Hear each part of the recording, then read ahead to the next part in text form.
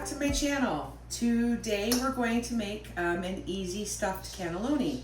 You're going to need 2 pounds of ground pork. I prefer pork over beef because beef is really greasy and pork is a little bit moister. And then we're going to need 2 cans of sliced mushrooms. We're going to need a bowl of diced sharp cheddar, 1 cup of almond flour. You can use breadcrumbs, but I use almond flour. So anyone who has a gluten allergy, you can use this recipe.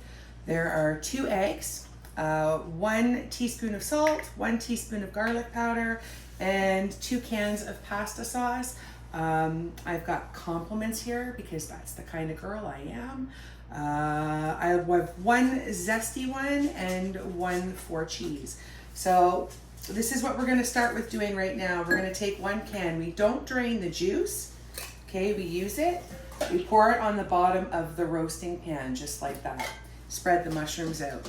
The reason why I use mushrooms and put them on the bottom is when the pasta is cooking, it stops it from sticking to the bottom of the roasting pan, and it's got a nice flavor too. Okay, so we've got that done. Now we're going to work on the filling for the cannelloni. So we're going to add the eggs, just like that.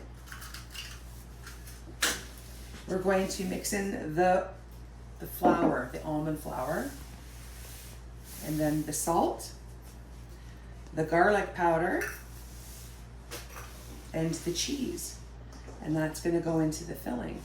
All right, we're also going to use a little bit of this sauce just because we want it soft enough to push through the shells. Okay, so we're just going to mix this up. It doesn't take long. It feels a little nasty. Okay, there we go. And then once this is mixed, we're going to start working on the shells, and I'll show you how to fill them without breaking them. It's not that difficult when you learn how. Okay, there we go. It's mixed. Now I'm going to use the oven ready ones because I just don't have time for that. Okay, so this is how you do it. You take the shell in your hand and you gently press like this. Okay, and it'll slowly start to fill up into the shell. Keep going.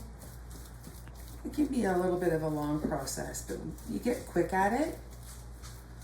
Okay, there you go. 1 shell done. So lay it right into your pan. So you're going to continue doing that until the pan is full.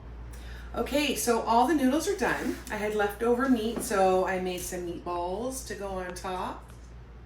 Okay, now the next step is we are going to take 1 of these cans and smear it all over, just like that. And then we're going to use the mushrooms with the juice still in it. If you don't like mushrooms, you don't have to put it in here. I know some people are fussy. That's fine, no worries. We like it though. Okay, and then the next one. There we go. And I like to put a little bit of water in them. Just like that. Give them a little bit of shake, get all of it out. Because you want it juicy to cook the noodles too. Okay. There we go. Move it around with your paws.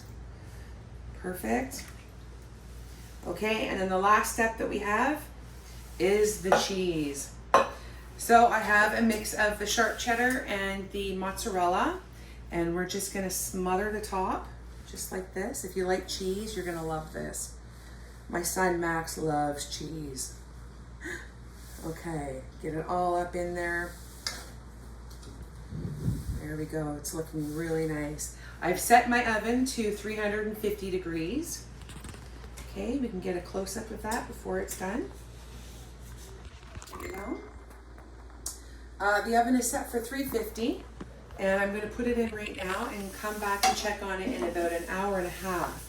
Now my mom always said, if you're upstairs and you can smell dinner, it's done. So it has been an hour and a half, and we're going to take a look and see how it is. Ooh. Check that out. Okay, so let's serve up a plate. This looks quite nice. Where should we go? Should we start right about here?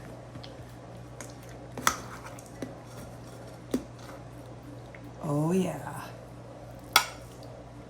Nice. And a meatball. Fantastic.